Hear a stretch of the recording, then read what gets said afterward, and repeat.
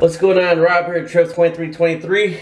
I call myself the Jack of all trades, master of none. This is a little video I'm shooting right here just to show you what I did. This is a stair rail leading from my basement to my upstairs. Normally when we have parties, this right here, if you can see, the house is over 100 years old. So when people walk up and down the stairs and pull on this pops out of here because these screws right here are not into a stud behind the wall. They were just into the wood slats that hold the plaster in place. So every big party we have, it's a main thoroughfare, and we had like maybe 50 to 60 people here yesterday.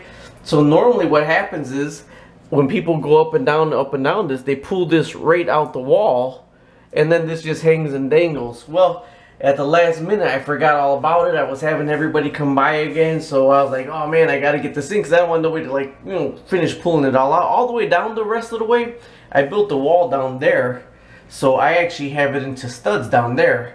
But this one right here, like I said, was here, and it's just in the slats. So what I did yesterday, and actually it held really good. Everybody came up and downstairs and none pulled out. You believe it or not, that's Gorilla Glue.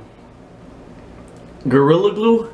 Now this glue, when you use this glue, you don't just pour the glue on and leave it. I got other videos up. Check my my boat, the float switch pump that pumps all the water off the boat. I actually put that in with Gorilla Glue also.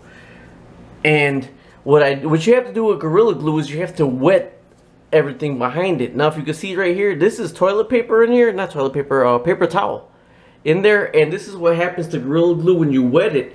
It activates and it foams up, and I mean it's real hard. It foams up really hard. So what I did is I started pouring the Gorilla Glue back here, and then I screwed these in, but this was still far off the slats where I'd have to wait for the glue to fill up. So it started to drip out down here, and I kept trying to wipe it. Well, I tucked a wet paper towel in there, and then the wet paper towel hardened up. So I was like, huh. So I let it bubble up one time like this, all behind there, and then I wet paper towels and shoved paper towels in there, and then I put the glue around it and put more wet paper towels on top of it. And this thing right here lasted the whole day yesterday. All the people up and down, I thought for sure it was going to get ripped out. And it's actually stronger than what it was beforehand. I don't want to keep wiggling it and wiggling it and wiggling it, but I'm going to see how long it lasts. But like I said, Jack of all trades, master of none. To fix it properly, I actually would have to cut the hole in here to put a support back there to put it onto the support.